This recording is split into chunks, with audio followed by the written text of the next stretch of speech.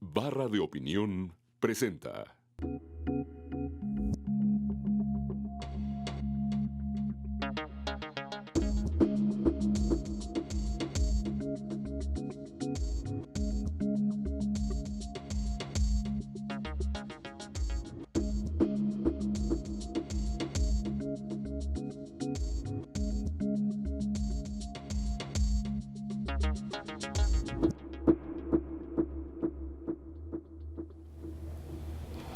¿Qué tal? Muy buenas noches. Desde hace muchos años, desde hace varias décadas, en México se habla de reforma política y cuando escuchamos esa frase, normalmente lo que entendemos nosotros es que se van a cambiar nuevamente las leyes electorales, porque nuestra tradición reformista se ha concentrado básicamente en la pista de las elecciones, en el modo en que se compite por acceder al poder, en la organización de las elecciones, en el árbitro electoral.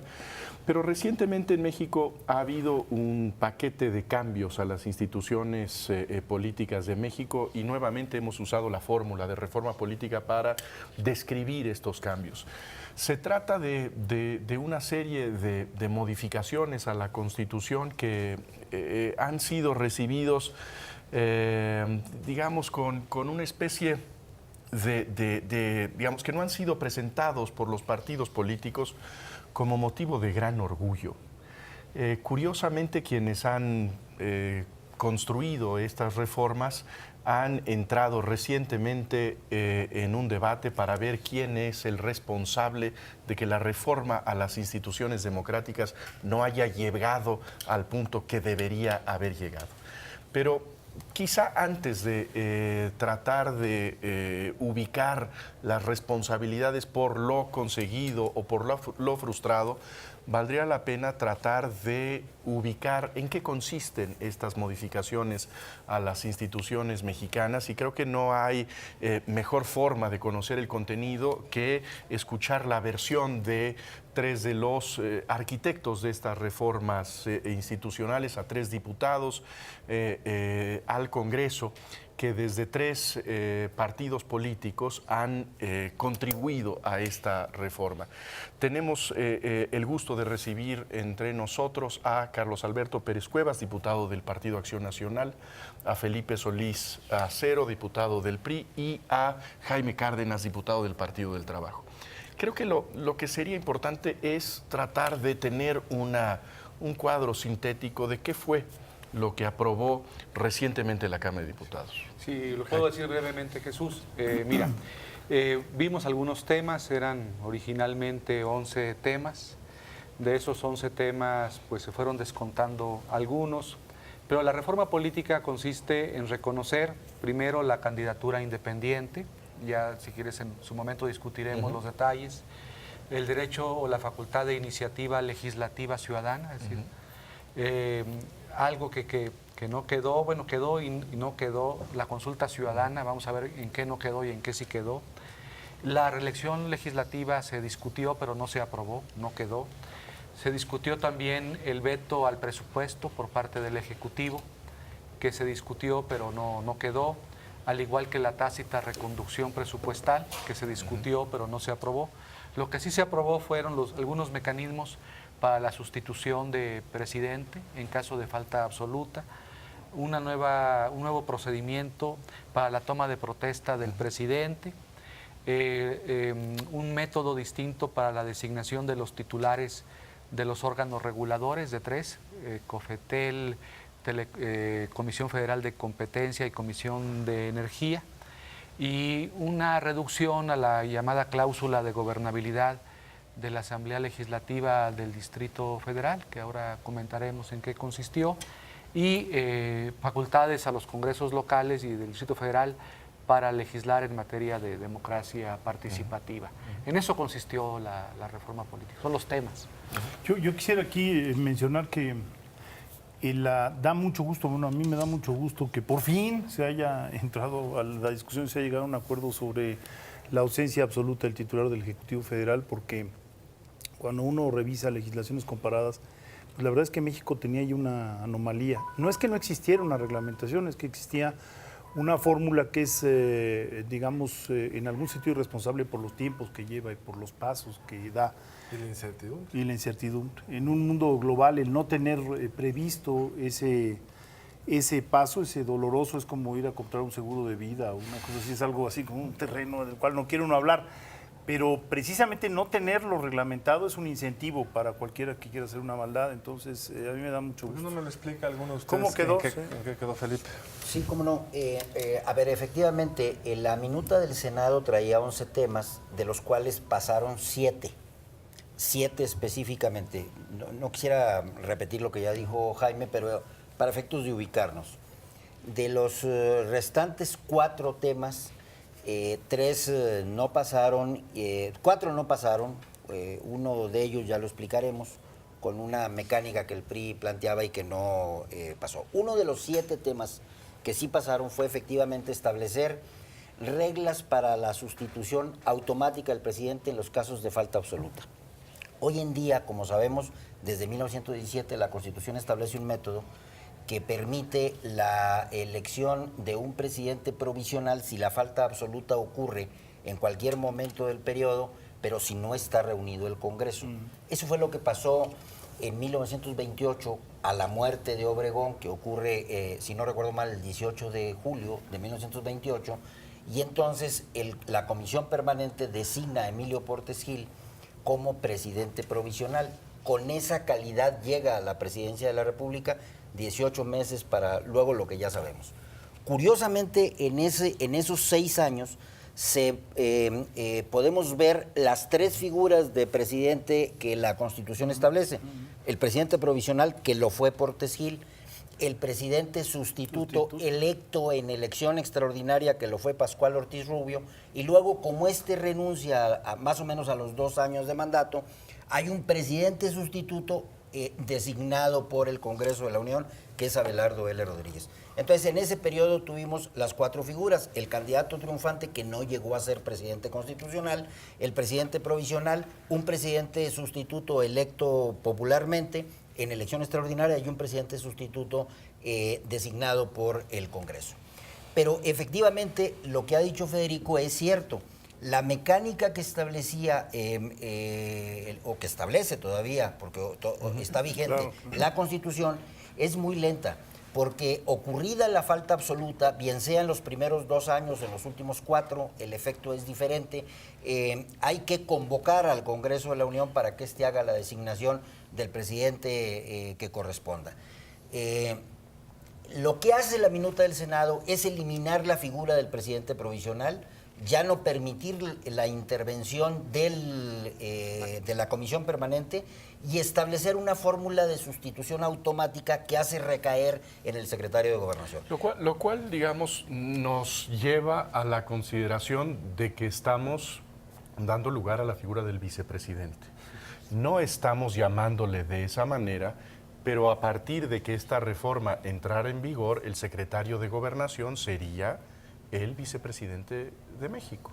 Con un matiz, porque el secretario de Gobernación, que efectivamente a la falta absoluta del presidente de la República asume la encargaduría del despacho, porque el texto ni siquiera le llama presidente provisional, es una suerte de encargado del despacho, lo será por unas horas, por unas semanas o cuando más por 60 días, porque le pusimos plazo al Congreso para que haga la designación. 60 días, plazo que, por cierto, no venía en la minuta del Senado.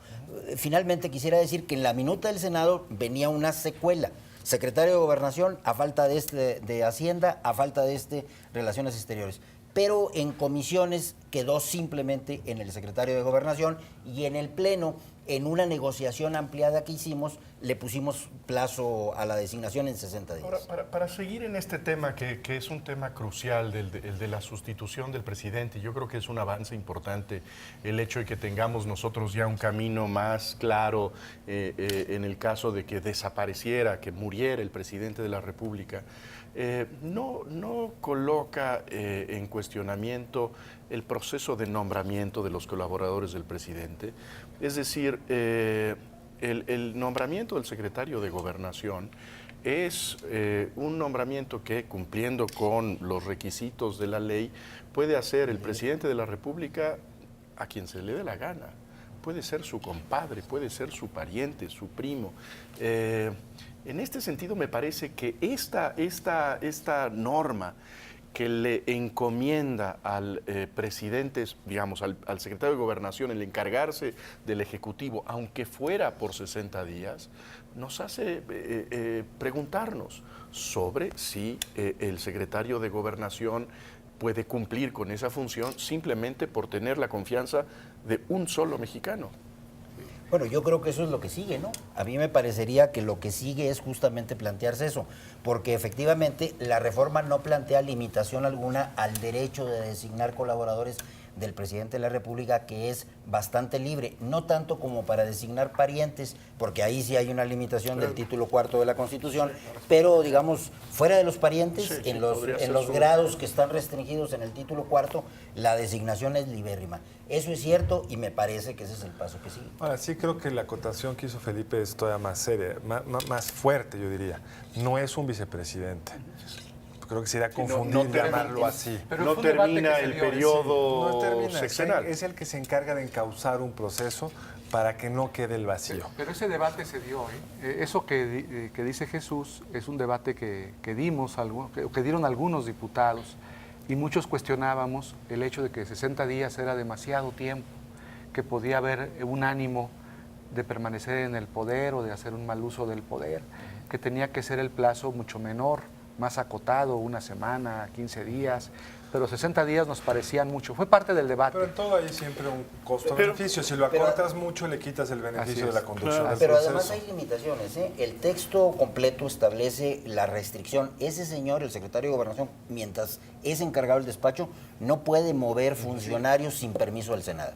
Entonces, está amarrado, ¿eh? Y tiene que rendir un digamos, informe. esta sombra huertista que en tenemos. llamarle encargado de despacho, Sí, para que no haya ambigüedad al respecto. No dice exactamente encargado del despacho, pero sí no utiliza la palabra presidente ni Encargado provisional. provisionalmente. Dice encargado provisionalmente de la titularidad del Ejecutivo Y Federal. algo que para nuestra historia es siempre relevante por la sospecha sistemática que tenemos, es que no puede ser candidato a la presidencia de la República. Ese no fue puede. es otro debate. Yo creo que está matizado, y regreso a la expresión de vicepresidente, porque en realidad el vicepresidente, si estuvo en la boleta, lleva un contenido político. Es decir, hubo una población que votó por él. Esto me recuerda más a la figura colombiana del presidente, se llamaba presidente, no me acuerdo, que en realidad estaba en funciones, pero no acompañaba al presidente de la República. Cuya Entonces, única función era organizar la Exactamente. sucesión en caso de muerte del presidente. y 60 días, bueno, puede sonar un periodo largo, pero pueden ser necesarios para que entonces ahora sí ya el legislativo tenga que llegar a un acuerdo. Que por cierto, Federico, a mí me pareció excesiva la limitación a que nunca más el secretario de Gobernación, que asume encargado del despacho, pueda volver a ser presidente de la República. A mí me parecía que lo correcto era impedirle que él pudiera ser designado por el Congreso. Dos cosas. Primero, presidente interino o sustituto según el caso. Es decir, tú eres el secretario de Gobernación, no podemos pensar en ti, Congreso, para efectos de designarte. Y luego, si la falta ocurriera en los primeros 2 años y hubiese necesidad de una extraordinaria, tú no puedes participar en ella. Pero me parece excesivo que un señor que está encargado unas horas o unas semanas o cuando más 60 días, nunca más en su vida pueda volver a ser. De hecho, venía así la minuta del Senado. El Senado se modificó la redacción del artículo 83, que es el artículo que prohíbe la reelección del presidente. Entonces, el Senado decía la minuta, se prohíbe la reelección para el presidente constitucional, el elegido en elecciones, el interino y el sustituto. Pero no decía nada del provisional. Porque ya no existe. Porque ya, decía Felipe, porque ya no existe. Pero entonces nosotros agregamos, insistimos y logramos, con el apoyo de todos los partidos, del PRI y del PAN, logramos que se dijera también, se prohíbe la reelección para el encargado provisional Pero los del diputados Ejecutivo. ponen cosas en la mesa, sanción, pero sin sanciones. Tendría que haber 3 consejeros más del IFE y no hay. ¿Qué pasa si a los 60 días no han nombrado el sustituto o el provisional el que resulta? Inclusive antes, Carlos, ¿eh? Bueno, ¿Qué el pasa? límite es 60. Pero ¿qué pasa si inclusive el secretario de Gobernación está en el supuesto del presidente? Digo, porque podría parecer muy casuístico, pero que falten los dos Bueno, en el pero momento. ese, digamos, es otro problema. Claro. Pero el Ese ya problema sería una primero falta que a de mí me parece es ponen un límite y no se ponen de acuerdo, porque esto pasa porque se pongan de acuerdo, igual que en el IFE. ¿Qué pasa si no se ponen de acuerdo? Ha habido casos, ¿verdad? Ha habido casos. Pues no hay sanción, no hay sanción. Y esto habla Ahí de que... quedó una segunda laguna, Así es. una lagunita. Una lagunita, pero lo que dice laguna. Carlos Sí, también también es tiene, cierto. tiene sentido y yo creo que nos llevaría al próximo paso, que son los protocolos que tiene cualquier república que se considere seria. O sea, no es posible que ande viajando en el mismo avión o en el mismo helicóptero el presidente de la República, el secretario de Gobernación, el presidente de la Suprema Corte, el secretario de la Defensa, el presidente del Senado. Digo, como era costumbre y todavía se sigue No aplicando. solo viajando, Eso es una en un mismo lugar al mismo irresponsable. tiempo, porque no Bueno. solo pasan accidentes viajando en un México Yo complicado. puse el caso del protocolo de viaje porque es de los más elementales, ¿no? Que era quizá Más elemental. la lógica de la minuta, al contemplar que hubiese otros secretarios de Estado en un orden de prelación. El PAN inclusive en el debate lo que propusimos era que tomáramos en consideración ese orden de prelación de la ley orgánica federal, para evitar cuál tenía más peso que otro, pero parece de veras un hecho casuístico y que no pudiese suceder, pero estamos expuestos a todo. Y ya que estamos en esos temas, lo que tampoco está reglamentado es la sustitución de los consejeros, perdón, de los magistrados del Tribunal Electoral del Poder Judicial de la Federación. Es decir, si van los 5, 4 o 3 y ocurre un accidente, ¿Qué pasa? la calificación presidencial queda coja. Así es. Digo, nada más, ya que estamos en asuntos Tendrían que tétricos. designarse inmediatamente. Ahora, pero yo creo que sí vale la pena subrayar, como decías Federico al principio, que sí teníamos nosotros una receta para que en presencia de una desgracia de ese tipo, el país cayera en periodos que podrían ser muy largos, de enorme incertidumbre, de terrible volatilidad, y yo creo que sí es una reforma que le da certidumbre al país, que creo que sí construye instituciones más sólidas y que no dejaría a la presidencia vacía por largos periodos de tiempo. Yo creo que Le en podemos ese hacer sentido muchas- sí es una reforma que merece un elogio, ¿no? Muchas observaciones y afinarle, no sé cuántos, pero es una buena noticia. son Pero la buenas. mala noticia es que tenemos que ir a hacer un corte. Vamos a un corte y ahora regresamos a seguir platicando sobre este paquete de reformas constitucionales que modifican la vida política de los mexicanos. Vamos a un corte y regresamos. Vamos a estar unos 10 programas.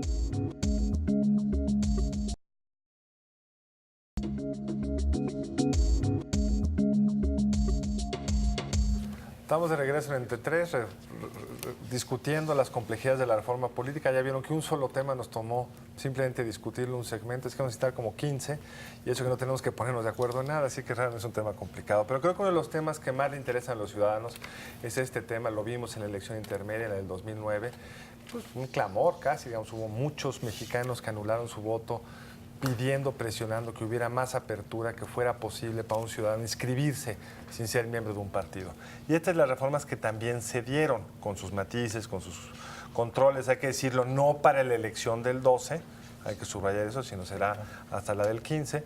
Pues no sé quién de ustedes nos quisiera decir cómo quedó y cuáles son, digamos, los espacios que se abrieron y con qué restricciones, Carlos. Bueno, yo creo que hay grandes avances. Hace un momento hablábamos de la consulta ciudadana. Nosotros votamos en contra cómo quedó al final y es un diferendo que se dio muy fuerte con el PRI. La minuta del Senado hablaba de un umbral del 40%, pero para que entendamos que quiere decir un 40% sobre el total de los votos electorales, algo así como 38 millones de votos para que la consulta fuera imperativa, fue vinculante, ¿no? Obligada a determinar, y requería el 2% sobre ese mismo porcentaje para solo poderla pedir. El avance en Cámara que logramos es bajarla a 25, algo así como 20 millones, y que sea el 1% el que la pida. Ya haciendo el análisis final en el Pleno, la verdad es que sentimos que estaba como enmascarado el tema. Juntar 20 millones de avales para que permitan que este sea vinculante es un tema súper complicado. Ernesto Zedillo ha sido, si no mal recuerdo, el presidente más votado en la historia de México. 9 millones de votos en una elección constitucional. De tal manera que nosotros sustentamos en ese sentido un voto que el PRI ha dicho que es un error, no ha sido un error. Con ese voto nosotros salvamos que regrese al Senado, que se vuelva a rediscutir, que tratemos de bajar mucho más los umbrales. Ese es un gran avance. Avanzamos, por ejemplo, en los temas de tener la certeza, como ya habíamos dicho hace un momento. ¿Por qué del no nos presidente. quedamos en este tema Es un tema de importante. la consulta? Porque aquí hay claramente una posición distinta del PRI y valdría la pena conocer cuáles son los argumentos de los priistas para sostener estos requisitos que sí parecen elevados y que, digamos, nulifican prácticamente la posibilidad de que esto se eche a andar. Aunque no. Sí, cómo no, con mucho gusto. A ver, este tema efectivamente venía del Senado de la República con una planteado en 3 lugares diferentes. Voy a comenzar de atrás para adelante. Venía en el artículo 73 en las facultades del Congreso para que el Congreso pudiera legislar en esta materia como en otras. Consulta popular, iniciativa ciudadana, candidaturas independientes. Venía en el artículo 36 que establece las obligaciones del ciudadano. Hoy día es obligación del ciudadano votar en las elecciones, se le agregaba votar en las elecciones y en las consultas populares. Obligación ciudadana. Y venía en el artículo 35 que son derechos de los ciudadanos, con una fracción octava muy desagregada, muy amplia, que establecía quiénes la podían pedir, la consulta popular, el presidente de la República, el 33% de cada cámara o hasta el 2% de los electores inscritos en el registro, en la lista nominal de electores. Venía la obligación del IFE de organizarla, venía la obligación de la Corte de determinar la procedencia constitucional de los temas sujetos a consulta, venía el umbral del 40% para hacerla vinculatoria, venían los temas en los que no puede haber consulta, el tema electoral, el tema de ingresos, el tema de gasto, de derechos humanos, de seguridad nacional, etcétera. Temas que son comunes casi en todas partes. La posibilidad de hacerla en la jornada electoral, etcétera. En las comisiones, el tema fue analizado con todo detalle. Y efectivamente, en comisiones se disminuyó de 2 a 1%. El monto requerido para solicitarla. Que son como 800,000 ciudadanos. Y se disminuyó del 40 al 25% el umbral requerido para que fuera obligatorio el resultado de la consulta. Eso es de participación. De participación, sí. Es muy pertinente el comentario. No de los que digan sí o no, sino de los que participen. Se pidió un 25%. Digamos, como el quórum de asistencia. Como quórum de asistencia. ¿Por qué? Porque, entre otras cosas, una cuestión que se puede someter a consulta popular de los ciudadanos es la determinación del Congreso de legislar o no legislar sobre una materia. Entonces, el Congreso puede decir, a ver, ciudadanía, dime si legislo o no en este tema que es controversial. Bueno, se requiere un mínimo de sustento de manera que no sea una población marginal respecto del total del país la que esté imponiendo una legislación. Por eso tiene sentido un mínimo de participación. Excesivo, ¿no? Nada más termino. Por eso tiene sentido un mínimo de participación.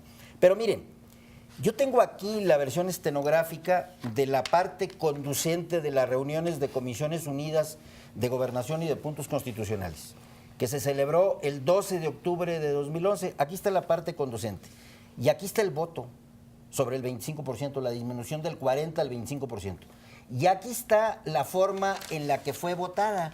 Se votó por 57 votos a favor, ningún voto en contra y una abstención. ¿Qué fue la mía? Usted, que fue efectivamente la de Jaime Cárdenas. Jaime se abstuvo con ese argumento.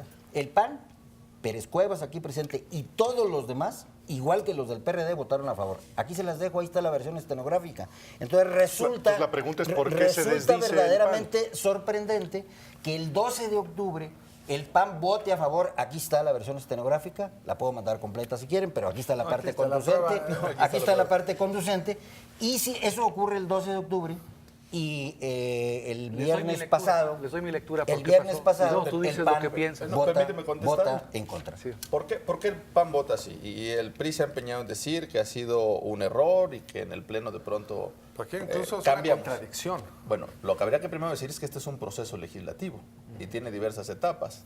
Si este argumento fuera del todo válido, entonces no tendría razón de ser La lo votación que hacemos en la Cámara, Claro, en el Pleno. porque tendríamos que sujetarnos a lo que nos dice el Senado, a lo que viene luego en comisiones, y no podríamos desdecirnos, si no es un proceso de revisión. En ese momento consideramos que habíamos logrado bajar los umbrales, de 40 a 25 parece atractivo, de 38 millones a 19, bueno, para tener ese umbral, bajarlo al 1%, alrededor de 800,000 para poderla pedir, parecía, pero en ese momento construimos el acuerdo.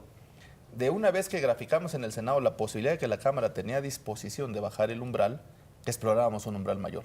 El PRD incluso proponía un umbral de 0.36, que es mucho más alcanzable, tampoco lo deja abierto. Nosotros proponíamos 0.13. Ahora, desde el punto de vista, más allá de la mecánica, yo comparto el argumento del diputado de Felipe, digamos. Sí creo que en los temas importantes, si nos vamos a estar saltando a los órganos de representación por la razón que sea, pues quiere decir que es un tema que importe, que la gente está dispuesta a votar, y si no quiere salir a votar, pues quiere decir que el asunto no tiene suficiente mérito. O sea, de lo que Ni ganó el PRI. modo, porque lo otro se presta ciertamente a que grupos pequeños, bien movilizados, Sí. puedan llevarnos a reformas que no representan el verdadero Así interés es. mayoritario. Hay que hacer ese cargo, que si uno quiere consultas populares, tiene que salir a votar. Bueno, el tema es, una de las cuestiones más discutidas en la Cámara, fue que el PRI propuso desde la Comisión de Puntos que la consulta popular no pudiese celebrarse en año electoral, durante la jornada, sino que la consulta popular podía realizarse una máximo al año y siempre y cuando no se tratara del año electoral.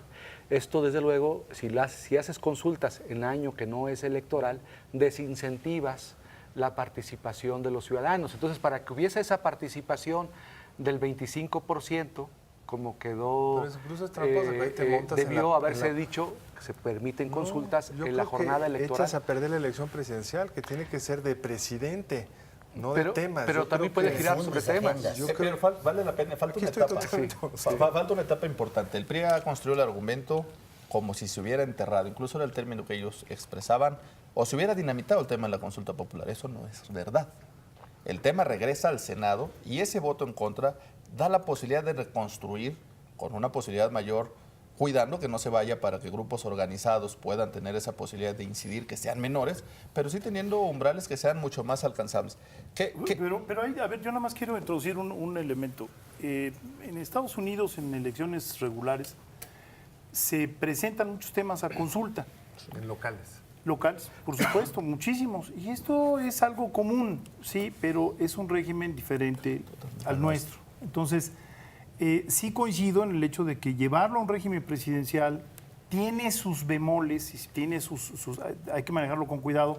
¿Por qué? Porque es una norma que nació de una forma distinta. Entonces, el tener un umbral alto y separarlo de los procesos electorales hace que la agenda esté más clara.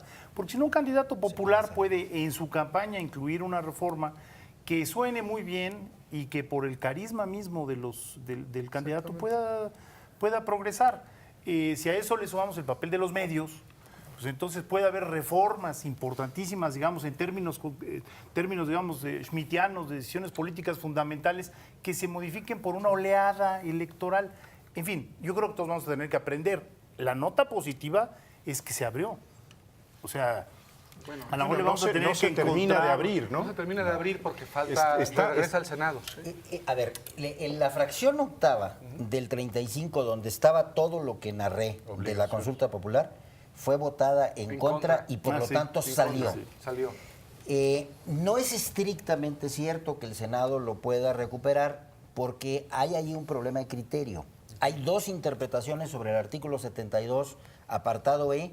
Hoy tuve oportunidad de conversar con algunos senadores y me decían que probablemente utilicen, en todo caso de que decidan insistir en la consulta popular, el procedimiento de abrir un nuevo proceso legislativo con una nueva iniciativa, para no correr riesgos. Sí, aunque sin embargo, Felipe, Queda perdón que te salvado el interrumpa, tema está salvado el dictamen, tema en la consulta que porque fue el está, voto positivo en porque el está siguiente en el artículo. 36 Pero como es obligación vinculada a ley, y está ¿no? en el 73 Pero es el como peor, facultad del Jaime, Congreso. Jaime, es el Lo peor, sé, es el lo peor sé. de los Sé mundos. que no voy a interrumpir en la Sí. parte técnica porque creo que el público le... Por Sí, lo ya menos ahorita, yo pregunté una cosa muy concreta y el diputado fue por otro lado, Carlos, que es cómo quedó la otra iniciativa que la gente quería, porque había Candidatura independiente. exactamente las candidaturas independientes. No son en el 2012, serán a partir del 15. ¿Con qué criterios, restricciones, condiciones, etcétera?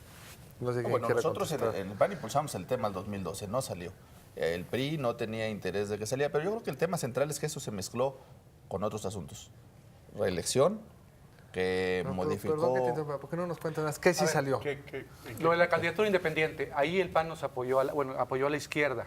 Ahí nosotros decíamos sí a la candidatura independiente, pero con financiamiento público, con tiempos para los candidatos en radio y televisión, tiempos del Estado, y establecíamos un pequeño umbral por distrito, por estado, de firmas, para que se apoyara al candidato independiente. Y ahí el PAN apoyó a la izquierda, pero el PRI no quiso que estableciésemos ningún tipo de restricción en el texto y dejaron que toda la regulación de candidatura independiente fuese a la ley secundaria. Entonces, ¿qué quedó? Simplemente ¿Qué quedó? Te digo lo que dice la idea general. Sí, ¿no? la idea es Quedó que la candidatura, queda la candidatura, pero no para el sin proceso restricciones. 2002. Así No es. se requiere la firma ni de los papás del candidato o de quien quiera Sí, ser pero no candidato. va a llegar Carlos a Pero decir, para yo quiero mejor ser candidato ocasión. independiente, Así es. dame financiamiento público, ¿no? Y efectivamente nosotros pensamos que técnicamente lo relativo a financiamiento público, a reglas para el acceso a radio y televisión, la representación ante los órganos del IFE y algunas otras cuitas deben ir Tienen efectivamente toda la una ley razón, creo secundaria. yo, pero en temas análogos para diputados y senadores están en la Constitución. Así es. Y el miedo que nos da a Hay que nosotros tener en la izquierda es congruencia. que en la legislación secundaria vayan a establecer requisitos excesivos, que les vayan a cortar el financiamiento público, que les vayan a restringir el acceso a radio Entonces, y televisión. hoy todavía falta eso. Falta eso. Entonces todavía no sabemos cómo Así quedó. es. Está la Simplemente figura, no está está... el sustento. Está la Está figura, sin pero no hay requisitos, la ¿eh? regulación. Está iniciativa preferente, la posibilidad del presidente de presentar Dos iniciativas dos por iniciativas preferentes por Eso periodo. vale que la eso pena quedó. explicarlo al gran público. ¿Qué? Explícalo tú, porque fue una propuesta del PAN. Es propuesta del PAN. El propio presidente puede presentar iniciativa preferente el día de la apertura de cada periodo ordinario. Puede señalar con el carácter de las iniciativas que hubiera presentado anteriormente. ¿Qué significa esto? Que si en las propias comisiones durante el periodo no se ponen de acuerdo para poder dictaminarlas, pasarán al Pleno y el Pleno estará obligado 30 días. a discutirla en el plazo de 30 días y entonces habrá la posibilidad de tener certeza sobre temas que le interesen al Ejecutivo. Y sobre todo digamos, llamar a la responsabilidad de las distintas fuerzas políticas que frente a estas iniciativas tendrán que pronunciarse. ¿Sí o no? Y yo creo que es un reclamo que ha hecho el presidente Calderón en donde tiene buenos argumentos. Mando yo iniciativas y el Congreso ni siquiera las examina. Esto obliga a las fuerzas políticas a decir públicamente que la rechaza o respaldarlas, pero decirle a la ciudadanía cuál es su postura. Yo creo que es un avance también, ¿no? Yo haría dos comentarios muy breves. El primero es que es un mecanismo de equilibrio entre el Congreso y el presidente de la República, que por cierto también venía en la iniciativa del PRI. La iniciativa de los senadores también venía. Y segunda cuestión, la iniciativa preferente equilibra también la cancelación del veto de bolsillo. Era una con otra. El presidente tenía el veto de bolsillo, ya se canceló. O sea, ya, explícanos rápido qué es el veto de bolsillo. el para que veto, público tenga claro. esta posibilidad que tenía el presidente de la República de recibir un decreto del Congreso de la Unión para publicarlo en el Diario Oficial de la Federación, agarrarlo, meterlo al bolsillo, al cajón, y no ordenar la publicación y por lo tanto una norma aprobada por el Congreso que nunca entraba en vigor. Eso desapareció con una reforma reciente de esta legislatura. Hacía falta equilibrarlo con la iniciativa preferente. Y de alguna manera acabamos un poco con la congeladora legislativa en estos dos temas que el presidente puede presentar. Pero también hay una acotación precisa que habrá que decir. No podrá tratarse de reformas constitucionales. Yo creo que ese es un tema que perfectamente acota para tener estos equilibrios que dice Felipe Solís. Muy bueno, tenemos que hacer una pausa. Regresamos pronto a seguir hablando de estos cambios recientes a las instituciones políticas mexicanas.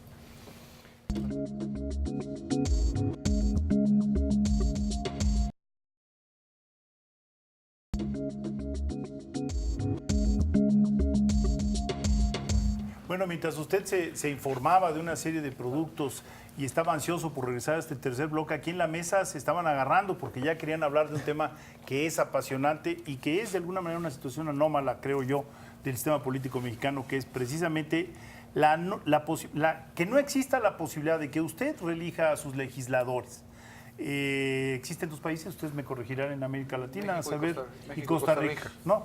¿Qué quiere decir esto? Que de alguna manera ese derecho que tiene usted de calificar de manera positiva o negativa a su legislador queda fuera. ¿Qué quiere decir esto? Que también las dirigencias partidarias cobran más poder porque pueden de alguna manera postular y deben postular a una serie de candidatos que no necesariamente han demostrado su capacidad de legislar.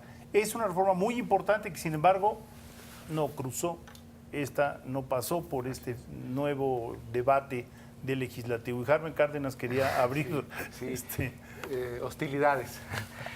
Yo creo que buena parte de muchos temas que no salieron en esta reforma política se debió a la actitud de los partidos en torno a la reelección, ¿no? De parte del PAN, pues había todo el apoyo a favor de la reelección. Una parte de la izquierda también apoyaba la reelección. Hay que decir que no toda la izquierda. Este es un tema que divide a la izquierda mucho.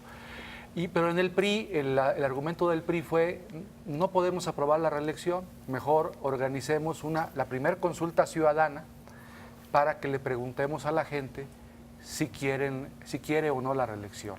En las encuestas aparece que la mayoría de los ciudadanos no quiere la reelección. A lo mejor el PRI jugaba con esa base, pensando que si lo consultamos, la reelección no va a ser aprobada por los ciudadanos y entonces no tendremos reelección legislativa. Y esto contaminó todo el debate de la reforma política. Contaminó el tema de la consulta ciudadana, contaminó la discusión en torno a ese artículo 4º transitorio de la consulta por única vez, porque hay que decir que en la materia de consulta, como lo explicaba hace un momento el diputado Felipe Solís, se prohibía la consulta en materia electoral. Y sin embargo, la primera consulta que se iba a realizar era una contradicción, era en una excepción en materia electoral, preguntarle a los ciudadanos si se realizaba o no la reelección. Una aclaración. Pues esto contaminó todo, Federico. En las encuestas lo que se ha detectado es que la gente, al escuchar la palabra reelección, piensa en la reelección presidencial. Sin embargo, tenemos señales encontradas, porque el voto nulo en la elección del 2006, que fue medido, lo que ubicaba era un enorme distanciamiento entre la población y los legisladores, es decir, la gente no se acordaba el nombre de su legislador, ni había tenido contacto con el legislador el 70 y tantos %. Entonces, creo que la discusión ha ido evolucionando de esa expresión, de ese reactivo que provoca una reacción, es decir, no reelección, jamás, si esto provocó una revolución, cuando ya se le matiza en las encuestas al ciudadano, la posición es muy diferente. Quizás esta frase permanente de sufragio efectivo, no reelección, es lo que se ha permeado demasiado en el ideario popular. Porque cuando se presenta tal cual que significa, y a lo mejor en palabras llanas es reelige, es decir, decides si te quedas porque cumpliste tu trabajo, lo hiciste bien, o te despido y te vas, como sucede en cualquier función o en cualquier cargo. Creo que en el caso de los legisladores y alcaldes ha sido como una clase aparte, que pues no rinde cuentas, no participa en comisiones, no legisla, no trabaja y no tiene ninguna sanción. Ahora esto pretendía que así fuera. Yo de hecho sustento el voto del PAN y así lo discutimos al menos, en que teníamos que desvincular este esquema, que encontrábamos una contradicción del PRI en el tema de llevar a consulta popular el tema de la reelección. Si solo Costa Rica y México son los dos países que carecen de este instrumento, que ya se puede hoy discutir como un derecho ciudadano, como tu posibilidad de decidir te quedas o te vas, bajo ese parámetro, entonces, nosotros decidimos votar en contra del artículo 4º transitorio, porque lo que no se quiso llevar a la Constitución se pretendía llevar a un transitorio, lo cual tampoco tenía, desde nuestro punto de vista, ningún sustento. Pero más allá de eso, lo que nosotros observamos es que una parte del PRI sí acompañaba el tema de la reelección, y fueron los senadores del PRI, con una visión de transformación, con una visión de desarrollo. Así venía la minuta del Senado. De pronto lo que ya no encontramos sustento fue por qué en la Cámara no se quiso esa posibilidad de reelegir cuando prácticamente esa minuta al menos venía por unanimidad de todas las fuerzas políticas. Y ahí quizá el cuestionamiento más serio tendría que ver con la falta de argumentos que ofrece el PRI, que se opone a la reelección, en donde la escapatoria de la consulta parece una fórmula para que el PRI esquive el argumento, que yo creo que es uno de los asuntos fundamentales de los partidos en el Parlamento, ofrecer razones. Y sí, en el Senado de la República hay razones de los priistas para decir profesionalicemos el Congreso, démosle al ciudadano el voto completo para votar y después examinar qué sucedió con mi voto. En la Cámara de Diputados lo que existe dentro del PRI es: no decidiré yo, que decida la gente, escapando de una obligación básica de los partidos, que es razonar. Y en una actitud de excepción, no solo constitucional, sino histórica. No es que siempre en los temas difíciles le piden a los ciudadanos qué opinan. Entonces sí me parece un tema, ¿cuáles son las razones de fondo? A ver, hago varios comentarios. Primero, efectivamente este tema venía en la minuta del Senado, como venía aprobado por el PAN por unanimidad en el Senado de la República, la consulta popular que ustedes echaron abajo en la Cámara de Diputados. Entonces no imputen a los demás sus propias conductas. Segundo, el tema es un tema, yo creo que lo definió muy bien Federico y yo me quedo con esa explicación que él ha dado, respecto del cual hay hoy día diferentes posturas de la sociedad. Yo conozco encuestas en donde se ha tocado el tema de manera marginal, no conozco ninguna en donde se haya ido en la encuesta exclusivamente a preguntar eso. Es una pregunta que se suele agregar a otro paquete. Y yo conozco respuestas en donde la mayoría, cerrado por cierto, contesta que no, y en otras donde está a mitad y mitad. Esa situación se refleja en el PRI, dentro del PRI. Yo en lo personal estoy en favor de una reelección inmediata de legisladores acotada, como venía del Senado. No la fórmula americana de ad infinitum, sino la acotada. Yo en lo personal. Pero hay muchos, y como yo, muchos compañeros diputados. Pero hay también muchos compañeros diputados que están en contra y ven en el fenómeno riesgos. Ven riesgos de intervención indeseable del narcotráfico, ven riesgos de intervención indeseable de factores de poder económico, etcétera. Pero eso es un riesgo para las elecciones en general. Es probable, Carlos... No veo la diferencia entre reelección y no. Es probable, Carlos, y probablemente te lo puedan explicar quienes sostienen esa postura, que no es mi caso. Pero, ¿qué fue lo que ocurrió?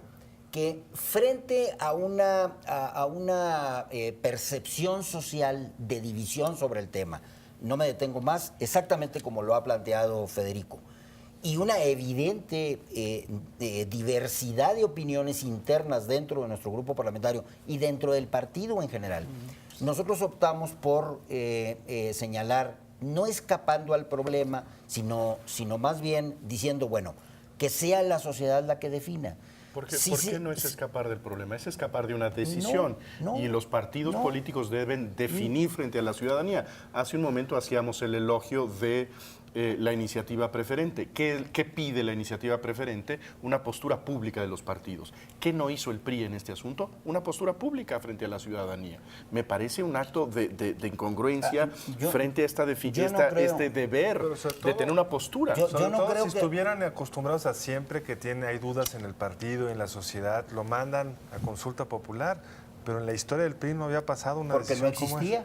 Porque no existía, no, la consulta popular todavía no existe. La íbamos a poner, la consulta popular la íbamos a poner ahora, la echó abajo el PAN y el PRD. La iban a poner ahora para todos los temas menos para estos.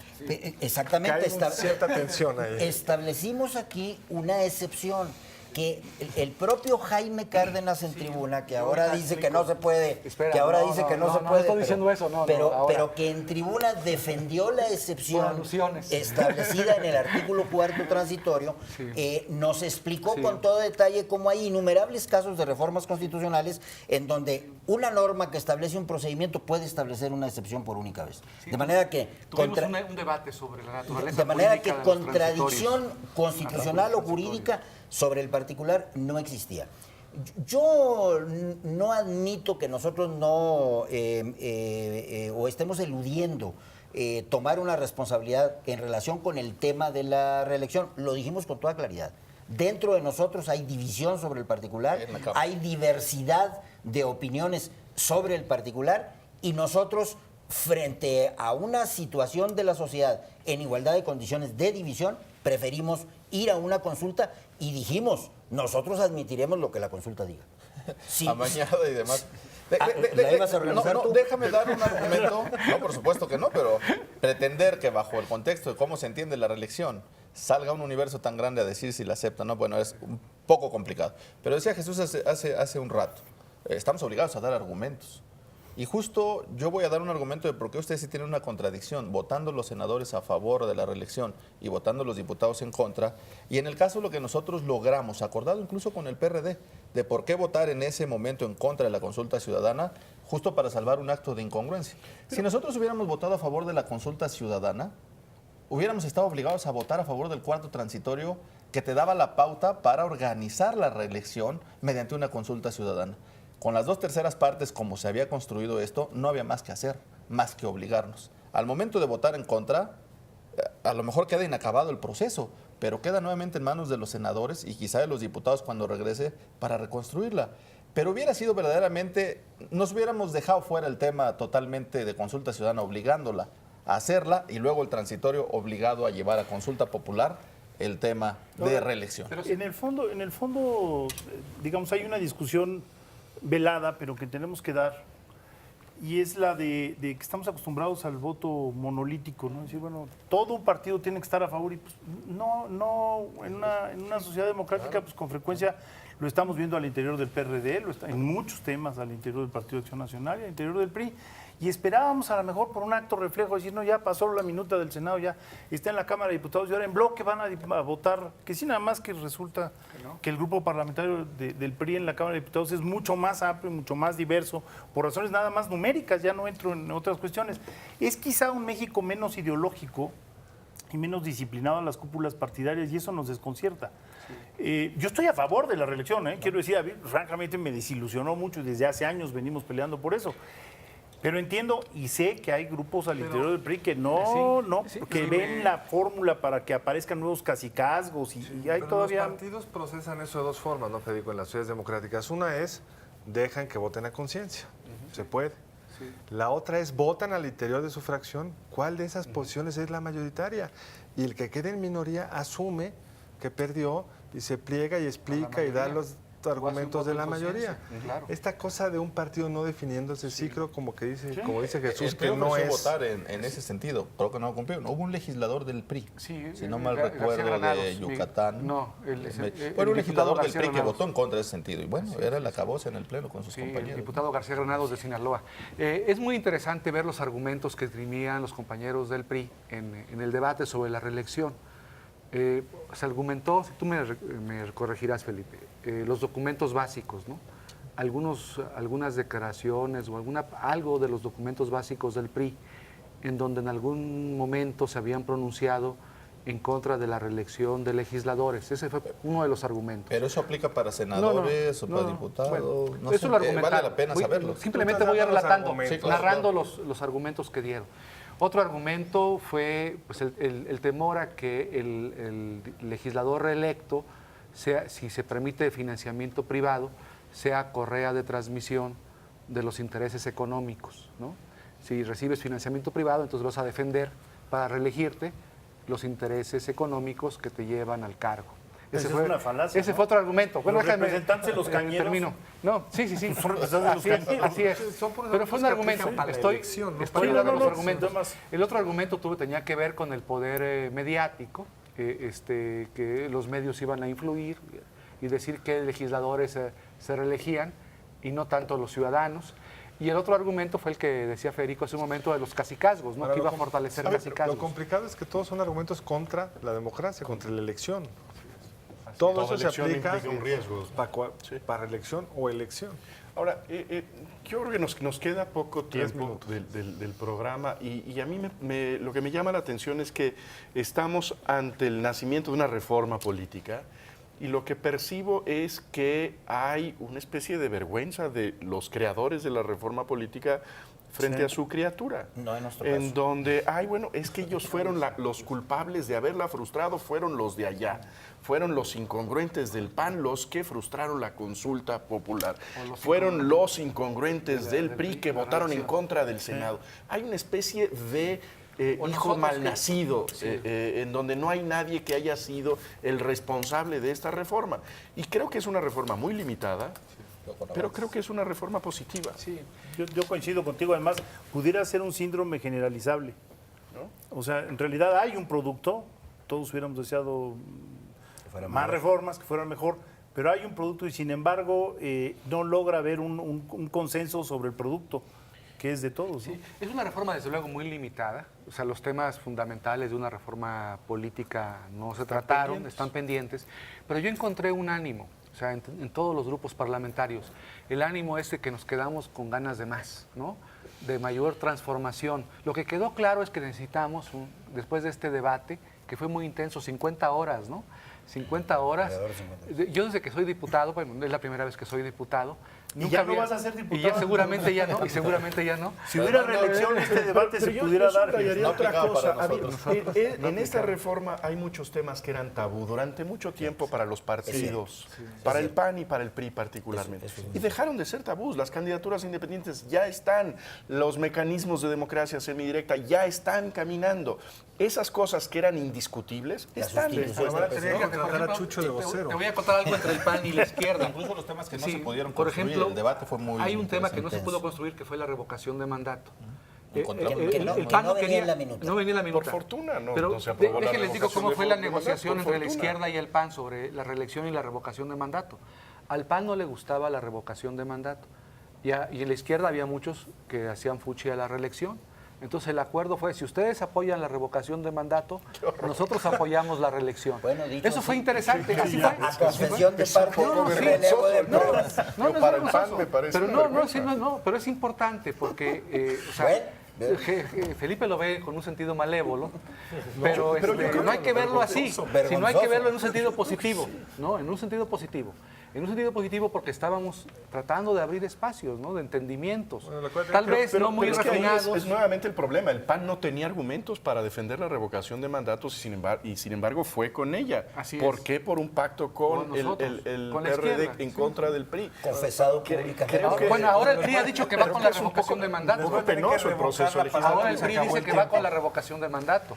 Estamos discutiendo eso en la comisión En de la puntos. comisión. Y espero que tengan Les voy palabra. a tener que revocar la palabra porque se acabó el tiempo. Felipe, Jaime, Carlos, Alberto, muchas gracias. Y gracias a ustedes por acompañarnos en esta emisión de Entre Tres. Los esperamos el siguiente lunes a la misma hora. Buenas noches, me cambiaron la cámara. Buenas noches, que les vaya muy bien.